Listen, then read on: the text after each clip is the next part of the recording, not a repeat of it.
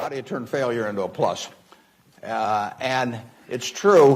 When I was at the University of Nebraska, one day I was reading the Daily Nebraskan, and it said in room 300 or something, at 3 o'clock there will be this panel of three professors here at the university, and they're going to award the Nathan Gold Scholarship. I don't know whether do you still have that around? And at the time, it said it would give you $500 to go to the graduate school of your choice. I don't know whether it's changed in amount, but that was it. So I read this, and I went there to this room at 3 o'clock that day, or whatever it was, and I walked in the room, and there were the professors, and I was the only student that showed up. I mean, it really got to them. I mean, they were stuck.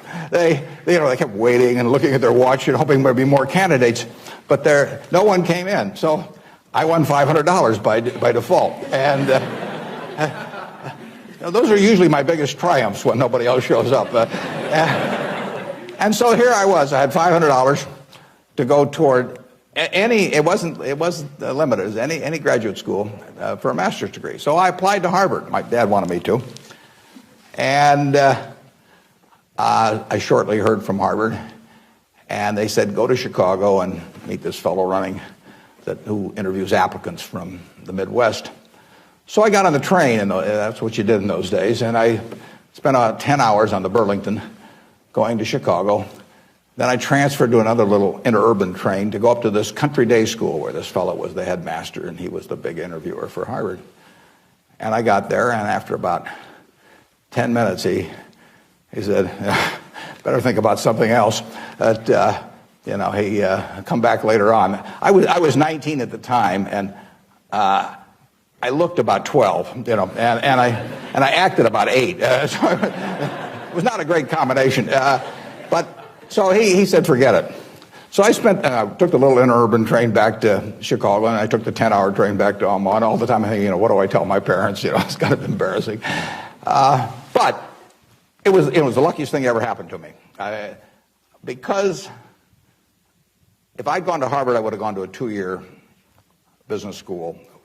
I instead applied to Columbia, where I could graduate in 1 year and get a master's degree.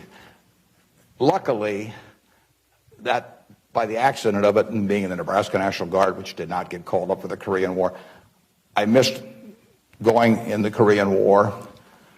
I got to meet Ben Graham, which had an enormous effect on me subsequently.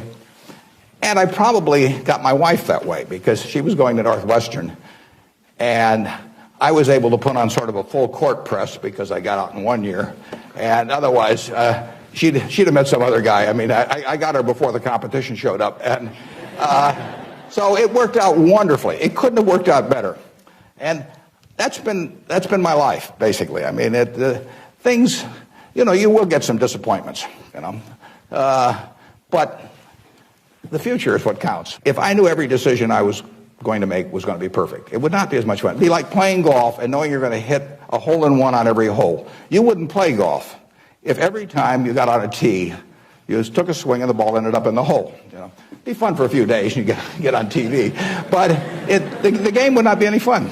So it's failure, and I wouldn't even consider them failures, but they're mistakes or whatever you want to call it. They're part of the game, and in the end, you go on, and we've made plenty of mistakes in business. We'll make plenty more, and the Babe Ruth and for a long time, it subsequently got eclipsed by a few fellows, but he held the record for strikeouts. He also held the record for home runs and was the highest paid baseball player until the modern era came along. So it's part of the game. If you take big swings, you're going to miss sometimes.